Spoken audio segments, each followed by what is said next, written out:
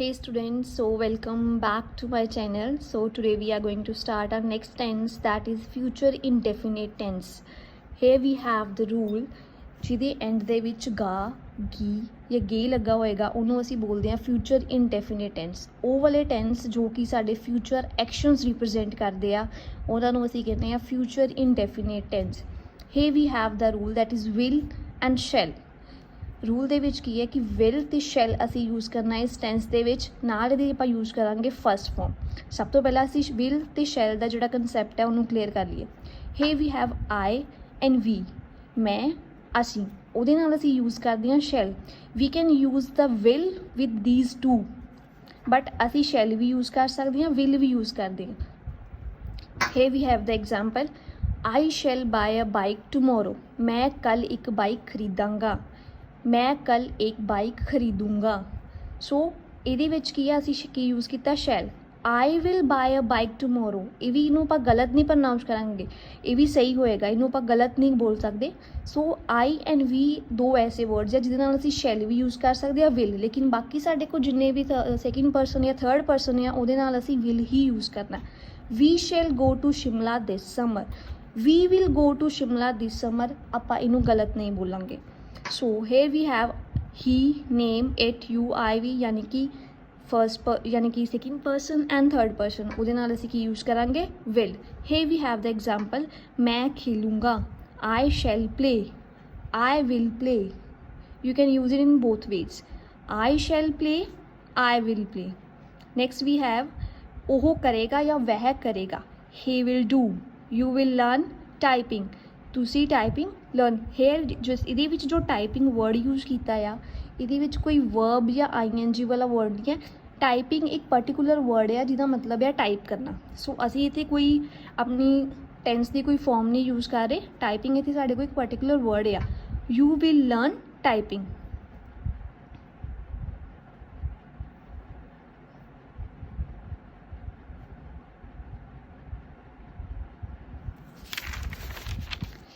So next we have another examples, I shall play, I will live, he will live। next ਸਾਡੇ ਕੋਈ important points ਹੈ, my brother is coming home tomorrow।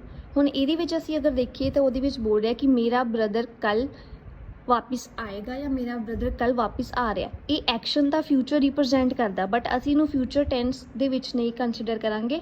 Future tens ਦੇ ਵਿੱਚ ਅਸੀਂ ਉਹਨੂੰ consider ਕਰਾਂਗੇ ਜਿਹਦੇ ਵਿੱਚ ਸਾਡੇ ਕੋਲ ਵਿਲ ਜਾਂ ਸ਼ੈਲ ਯੂਜ਼ ਕੀਤਾ ਹੋਏਗਾ।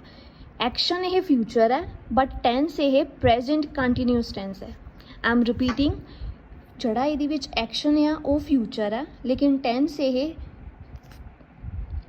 ਪ੍ਰੈਜ਼ੈਂਟ ਕੰਟੀਨਿਊਸ ਟੈਂਸ ਆ। My brother is coming home tomorrow, ਮੇਰਾ ਭਰਾ ਕੱਲ੍ਹ ਘਰ ਵਾਪਿਸ ਆ ਰਿਹਾ ਹੈ। ਸੋ ਇਹਦੇ ਵਿੱਚ ਜਿਹੜਾ ਐਕਸ਼ਨ ਹੈ ਉਹ ਪਲਾਨਡ ਹੈ। This statement represent action is arrange or planned in near future.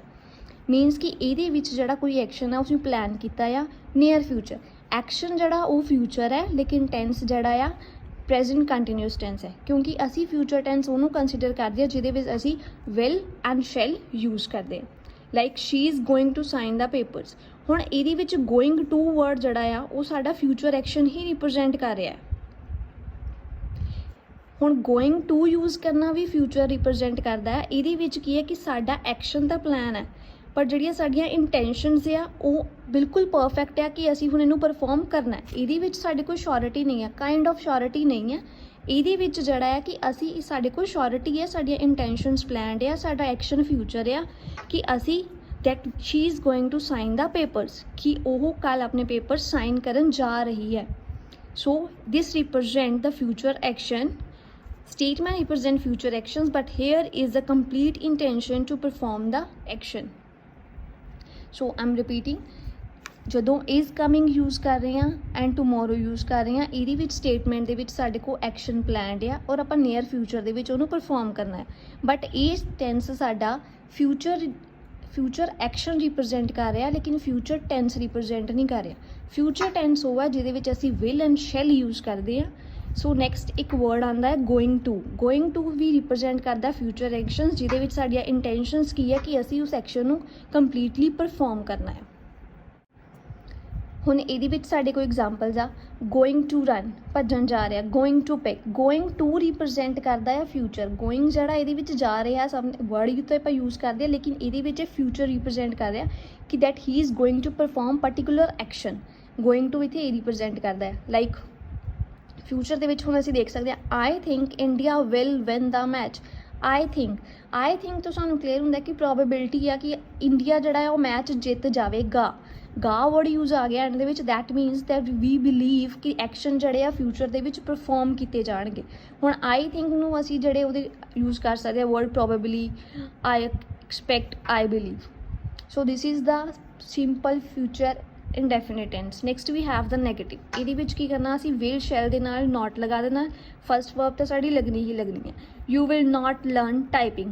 ਪਹਿਲਾਂ ਅਸੀਂ ਜਿਹੜਾ ਕੀਤਾ ਸੀ ਉਹ 'ਚ ਅਸੀਂ ਕੀਤਾ ਸੀ you will learn typing। ਹੁਣ will ਦੇ ਨਾਲ ਅਸੀਂ ਕੀ ਲਗਾ ਦੇਣਾ not, ਤੇ ਸਾਡਾ ਕੀ ਟੈਂਸ ਬਣ ਜਾਣਾ you will not learn typing।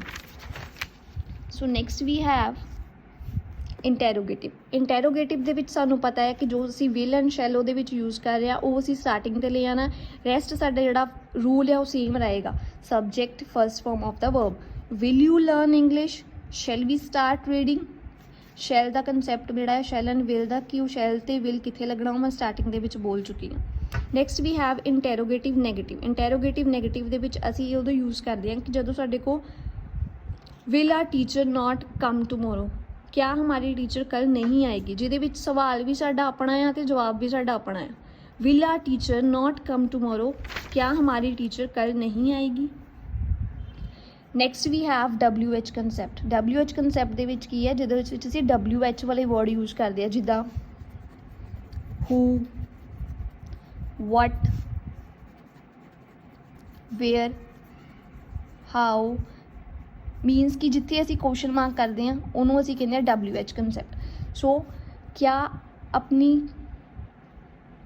ਵह ਆਪਣੀ ਕਾਰ ਕਹਾਂ ਵੇਚੇਗਾ, ਜਦੋਂ ਅਸੀਂ ਵਰਡ ਯੂਜ਼ ਕਰ ਲਿਆ ਨਾ ਕਹਾਂ ਵੇਚੇਗਾ।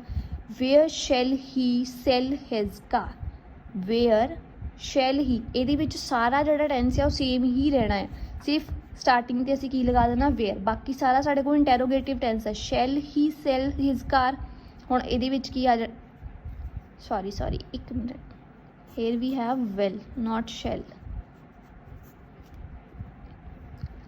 what will he gift you, वह तुम्हें क्या गिफ्ट देगा। what will he gift you,